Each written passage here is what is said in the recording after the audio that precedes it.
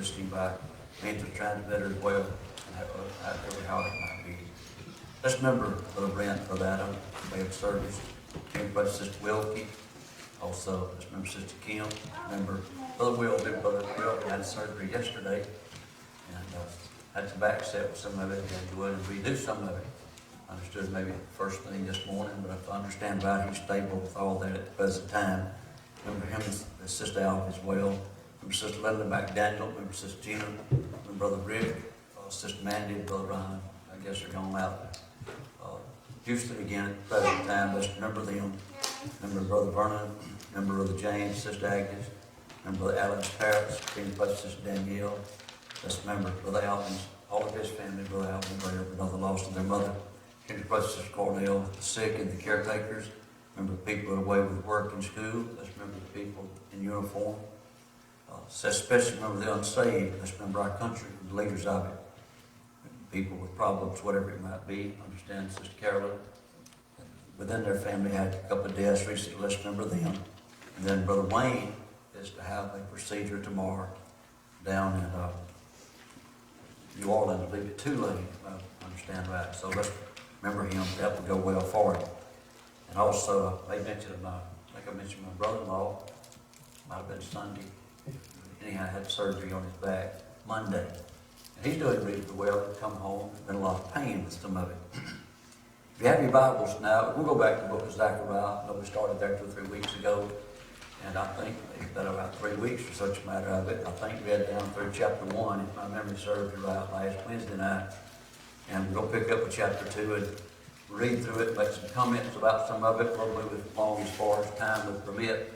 And I think I told you already that when I think about all this prophecy, I kind of consider myself a student of it rather than a teacher of it. And we're going to look at it, study it together. But there's some things that really stand out, especially with the book of Zechariah. He doesn't tell us anything that none of the other prophets tell us, but it seems like it's all a little bit more concise and probably a lot less chapters. Book of Isaiah, he tells us about many of the same things, but Isaiah is writing a lot more books, covered about 66 of them, if my memory serves me right. And then we know from that, and come the book of Zechariah, 14 chapters of it. I said the books of Isaiah, chapters, and I made a mistake of 66. But come back to the book of Zechariah. And Zechariah, one of the things he begins to tell us is, and I think to grasp part of what is necessary here, we have to see the time factor where Zechariah is prophesying. Zechariah and Haggai prophesied very close to the same period of time. And evidently, Haggai was an older man than Zechariah. Zechariah seemed like he was a younger man at the time, yet the Lord spoke to him. A lot of the things pertaining to the children of Israel, the Jews that were in Jerusalem at the time, what had happened was, you remember they had been taken away captive about probably some 6 years prior to this.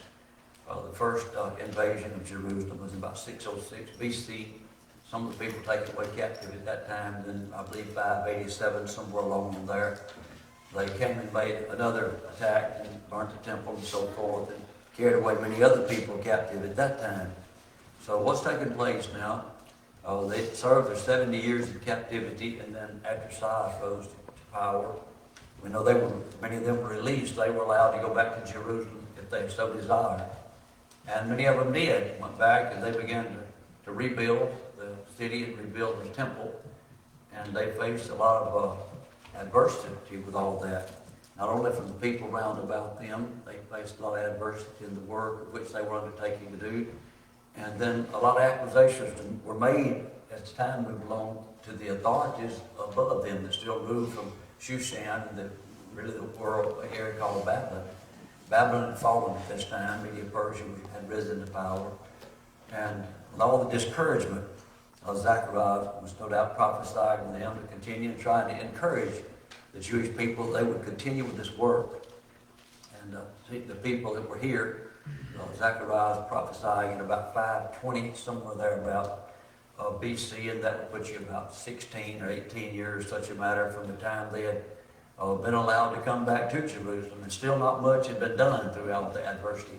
Haggai prophesying about the same time. With Haggai's prophecy, what he's prophesied, that greater, I guess the gist of his prophecy was to encourage the people they would go back to rebuilding the temple, let other things go and put the work of the Lord first, rather than they'd let it go, and they'd suffered because of this. Naturally, they'd suffered in every way because of it. But Zechariah's work is more to encourage the people in general of all the things of which they were facing. And as he did this, he was one of the, I guess, the real points of what he was dealing with was how much God loved Jerusalem and how much he loved the Jews. Well, if you looked and see all the things that happened to them, where they were, I guess the thought could go through people's mind at that time. If God loved us, why are things so bad with us? We probably all had those same thoughts at one time or other. And I think I made mention too, as you look at all this prophecy, and somebody says, when I study the prophecy and who it's about, if we can look at, find the prophecy and see what's been said here to the Jews and to Jerusalem and to Israel, what God's doing and how he deals with them, if we wanted to put our name there, we could apply the same thing to us. We see the characteristics in the mind, and the attributes of God made known in this. And it wouldn't be, every detail wouldn't be exactly the same. We find a lot is said about the salvation of the nation of Israel, how he's going to save them.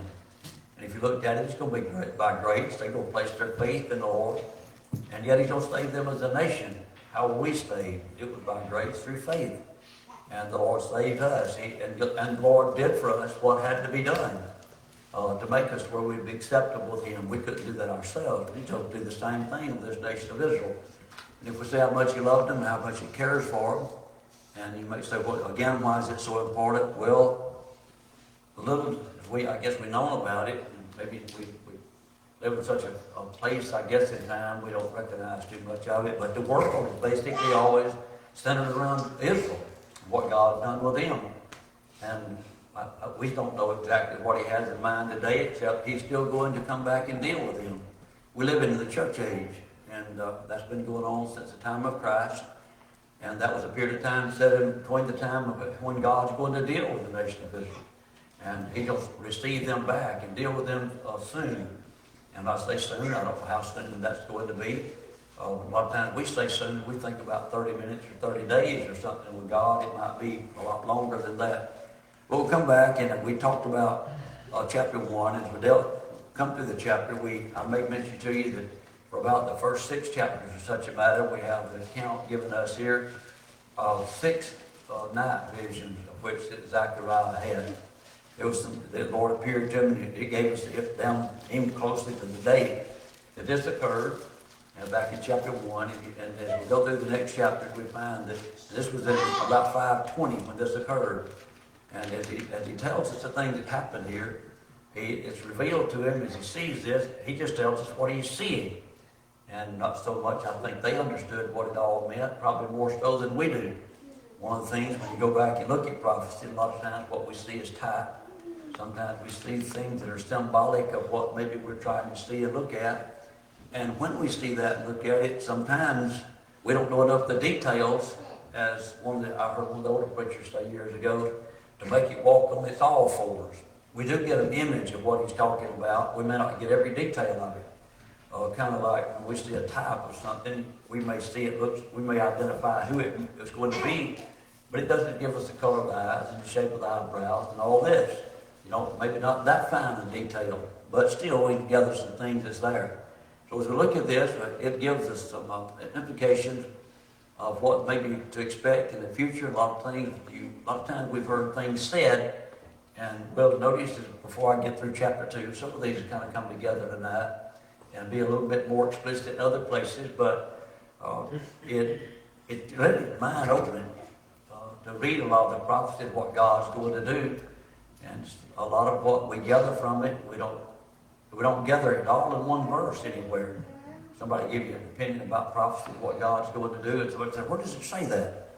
Well, nowhere you're going to find it. It just says that in one verse. You're going to find it's kind of like it was said to Isaiah. It's going to be a little here and a little there. And precept upon precept, line upon line. And we'll find we'll come to some knowledge of some of this after a while. And that's the way God's fixed it, is where, well, if he hadn't fixed it that way, everybody would know it, I guess. He fixed it where those he wants to reveal it to, and those that want it, desire, and have an inward craving from their heart, have it, God's fixed it where they can have it. So, We come back and as we opened up chapter 2, we talked about chapter 1, at least last week, and I think read through it. Chapter 2 basically opens up with a third vision that Zechariah had during this night. And we'll read through it and make mention about what, I tell you what I think I see in this and what's there. And again, may not put everything in total perspective, and I'm sure you could add a lot to what I'll have to say. But in verse 1 of chapter 2, I lifted up mine eyes again. Remember, there's already been 2 different visions we dealt with in night visions in chapter 1. So again, after the second vision, he said, I lifted up mine eyes again and looked. And behold, a man with a measuring line in his hand. And then said I, Whither goest thou? And he said unto me, To measure Jerusalem. And you read that if we're not careful. It doesn't mean too much to it. And he said, To see what is the breadth thereof, and what is the length thereof. And you think about that just a moment. Zechariah, this night vision, he's seen something that means something. And what he sees is a man with a measuring line in his hand. And he doesn't know what that means, so he asks, and the angel tells him. He lets him know this man's going to measure Jerusalem to see what the breadth thereof and what is the length thereof. You think about that, let's just stop and think about something of ours. If you get home tonight and there's somebody in your house measuring it, seeing how long everything is and how big it is, or if he's in your yard measuring it, you're probably going to let him know that it's time to go. You want to know what he's doing there, aren't you? But if he's measuring it, has to have something in mind. What does he do? I think what we see here is, if then you were going to buy a piece of property somewhere, then it would stand to reason. You might go, if you couldn't find information somewhere else, you might take a measuring line and go measure it with you. See how wide it is, how long it is, how big all this is. Measure the house. I think what you see here is the Lord's letting them see what's happened now. Keep this in mind. Jerusalem's been destroyed. They've been out of Jerusalem. Haven't had a place to come and worship now for some pushing 90 years, somewhere thereabouts. Somewhere along there, maybe 85 or 90. And they're discouraged. They're about ready to give up and quit. Most people here that's going to be in Jerusalem at the time where Zechariah prophesied with them, if you remember, keep in mind, I may mention some of them went into captivity in 606 BC. Now we're at about 520 BC. So if you went back with that, you're looking at about 95 years or such a matter, 96 or 7. Well, not a lot of these people here that are alive saw the old city of Jerusalem back there, saw the temple earlier. They've been born since then. They didn't grow up being taught this every day except what they were taught in Babylon. There was evidently some of the people, when the temple was rebuilt, the foundation laid, evidently there was some of them still alive that saw the original temple. Haggai may mention some of this, and some of them shouted when they saw it. Some of them cried when they saw it because the way they saw that, they remembered the old one. Now they see it back. But we see now what he's showing them is the Lord says Jerusalem is still mine. And he's showing them, I measured it out. It's just a matter of time till I come back. I take it over. I'm coming back to Jerusalem. It belongs to me. I think that's what we see. He's showing them here. It is fixed to soon be settled again.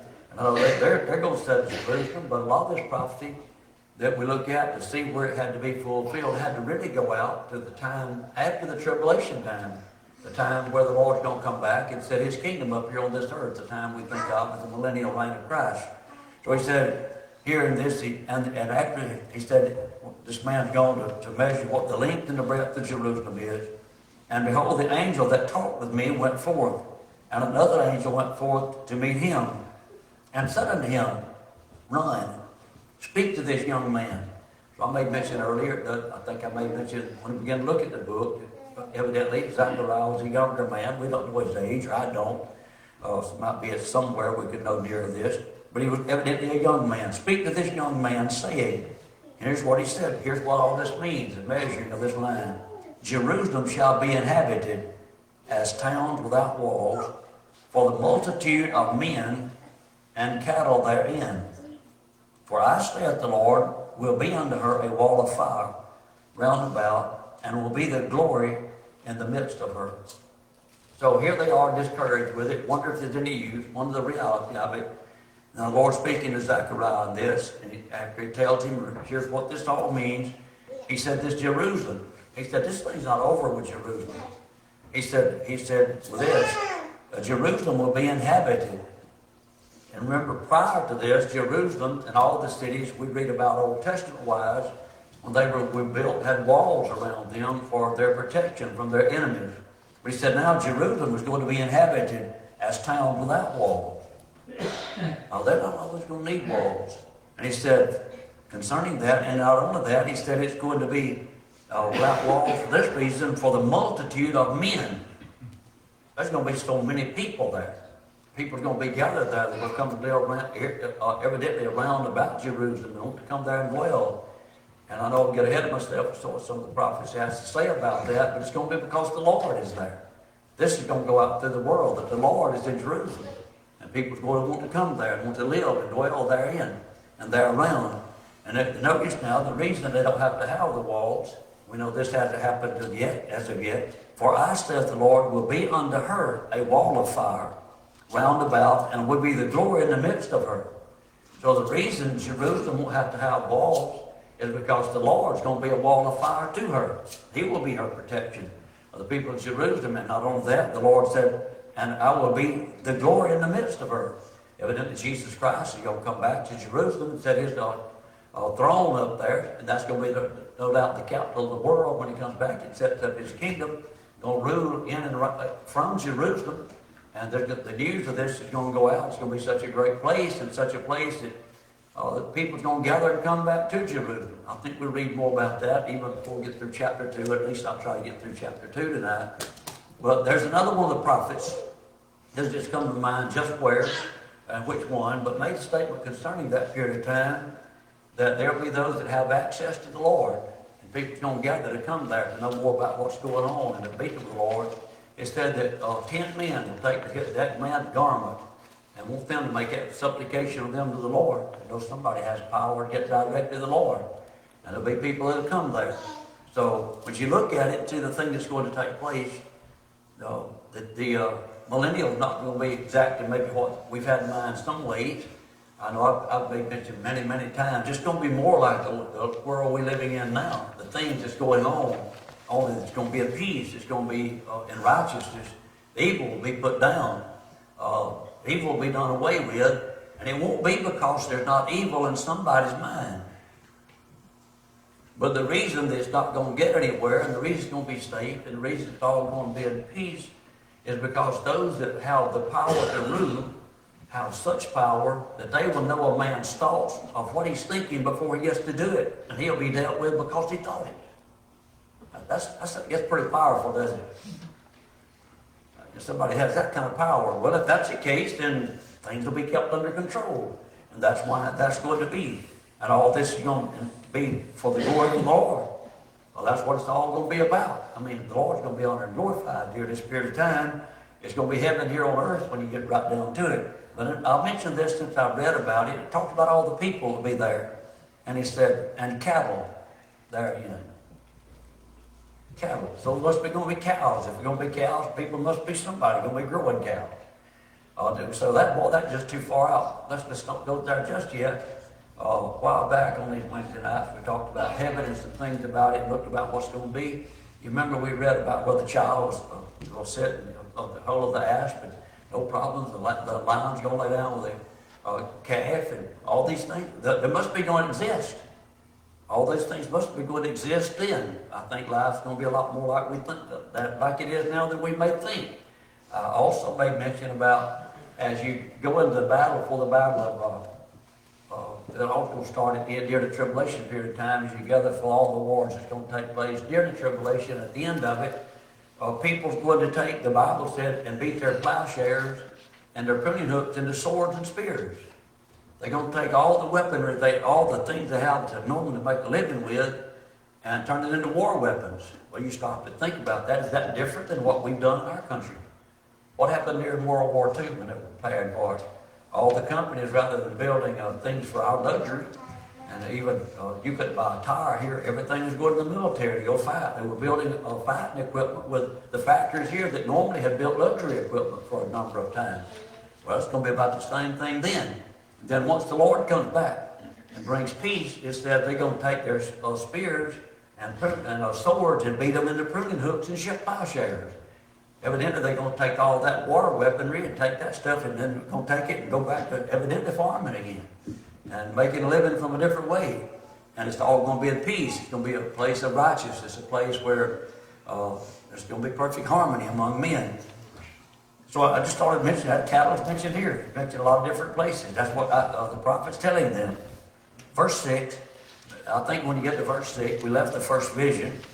There's a statement made here that at least Zechariah sees and hears this. And there is a plea sent out or summoned for the Jews that are still in Babylon to come to Jerusalem. And no doubt to help with this work. We go back from what we can read about Babylon. And they were Shushan this time. I know Babylon had fallen. But the people that had been there, the Jews that were there, they had been allowed to really, they'd give a lot of independence. And they were probably like foreigners that come in our country today. They were prospering and doing very well. So, but someone went out then to come to Jerusalem. I'll get ahead of myself for some of this. As for the reason why, was because if you remember, if you read through the prophet's books, the Lord's going to punish all the nations that have mistreated Israel. And that's going to come after a while. They're living there and everything's well and good right now with them, but they need to come back to Jerusalem where there's going to be peace.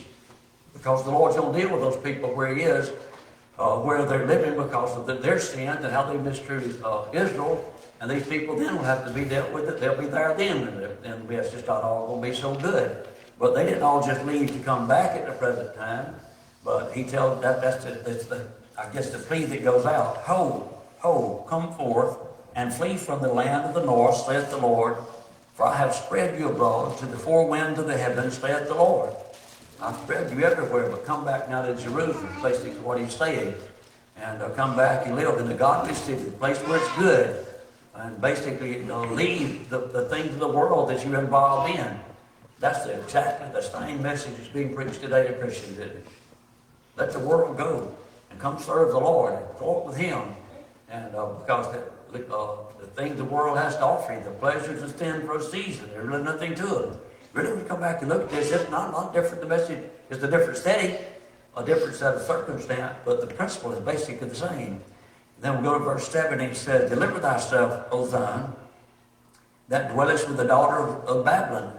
In other words, those people of Zion that's still in Babylon, deliver yourself now. Now's the time to leave and come back because you're dwelling with the daughter of Babylon. In other words, what's going to happen? The Lord's going to deal with these places. For thus saith the Lord of hosts, after the glory hath He sent me unto the nations which spoiled you. And what He's saying here, notice that very first word Lord here spelled all caps. And when you find that, it has reference either to the entirety of the Godhead or either to God the Father when you look at it. Almost every case. So He's saying, thus saith God, and He's really having reference to Jesus Christ here and to the people that were there. Thus saith the Lord of hosts, that what happened is God sent Jesus in this world to bring Him glory. That's what the Lord said to the nation of Israel, therefore then, was to bring the Lord glory. Yet they got caught up in Babylon, they stayed there. And He said, He that sent me unto the nations which spoiled you. Keep in mind now, He said, you need to return to Jerusalem because He's going to send me to the nations that had spoiled you to glorify God and to bring glory to the Father. And He said, For he that toucheth you, toucheth the apple of His eye. Whoever touches Israel, whoever touches the Jews, He said, touches the apple of the Lord's eye, of God's eye. When I look at that, I'm going to give you my definition of that. I've tried to read a little bit, maybe study what maybe all that meant. You get, I guess, a little more scientific with it, a little more thorough. They talk about the pupil being the apple of the eye and whatever. It doesn't matter. You could take that for whatever it's worth. But I want to come back. What does it mean to you if somebody says, I'm going to tell you that boy is the apple of his daddy's eye, or that baby is the apple of his daddy's eye, or his mother's eye? What does that mean to you? That means that person is some kind of special to them. That person they hold and esteem very highly. That's the number one priority with them. And two, if that's the case, then whenever you bother whoever, if you deal with that individual that's the apple of one's eye, It's like you may as well miss one you mess with the daddy. You probably get in trouble quicker missing the apple of his eye than you would with him. I think the same thing is being said here. And I heard somebody describe it like this one time, that if whenever you do something to Israel, you may as well jab your finger in God's eye. I'd get pretty close, wouldn't it? You'd find yourself in trouble with God, is what you're going to find there. He said, for behold, I will shake mine hand upon them, and they shall be a spoil to their servants, and you shall know the Lord of hosts has sent me. He said, the Lord said, I'm going to punish those nations after a while. That time's coming. They're going to fall. They're not always going to prosper. It's not always going to be good with them. They're going to have to answer for what they've done thus far. He said, now, concerning the nation of Israel, now sing and rejoice to those in Jerusalem, O daughter of Zion, for lo, I come.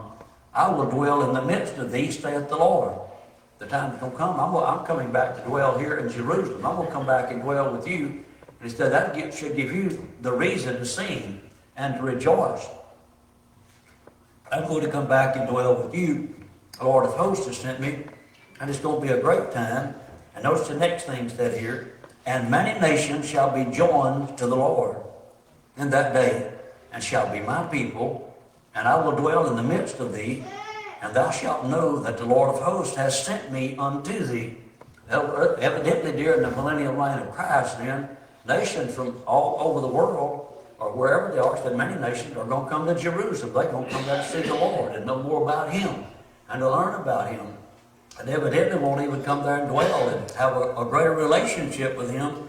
And the Lord said, not only that, in that day they'll come and shall be my people. Well, here's a statement I'll make. I've said it before and kind of, I guess, a little bit reluctantly sometimes because I don't know thoroughly how to justify it, but I kind of lean in this direction nonetheless. There may be more people saved during the millennial reign of Christ than it has been in the entirety of the world up till that point. Because the knowledge of God is going to cover the earth, the land, as the waters cover the sea. Yet there's still some going to rebel. There's still some not good about, but nations are going to come to the Lord. He said, and they'll be my people. And not only that, they'll know that the Lord of hosts has sent me unto thee. They're going to know that the Lord rules. They're going to know that. I mean, it's going to be known throughout the world. And the Lord shall inherit Judah, his portion, in the holy city, and choose Jerusalem again. The Lord's going to choose them again. And you think what as Zechariah is telling the people all this and seeing all this, what he's seeing in the midst of all this is that the Lord loves Jerusalem and He loves the Jews. He hasn't forgotten them. He hasn't thrown them away. They've just been set aside for a period of time, and the Lord's going to come back to them. What He's telling Zechariah, keep on working. Keep on doing what you're doing. Keep on serving me. This thing's not over with. It hasn't come to the end. It hasn't closed out yet. We'd have to come and say the same thing about church work today. I think if I see great falling away and people are not concerned about it, but look, if you're serving the Lord, you just keep on going. The Lord's still going to keep His word. He's still faithful to what He's promised as much as always. It doesn't matter if it looks like it hasn't happened. It doesn't matter how discouraging it looks. And there's promises made here to us, as it was with Zechariah, and we've heard it all preached before. We'll serve the Lord, stay true to Him. He's going to have a great reward for us at the end of this thing. So I come then to verse 13, and it kind of stands out. I don't know what I can tell you exactly what's here. I'm going to tell you what I think and what I believe about it. Be silent, O all flesh, before the Lord, for He hath raised up out of His holy habitation. Zechariah seen the Lord raised up out of His holy habitation, and when he saw that, he said, be quiet.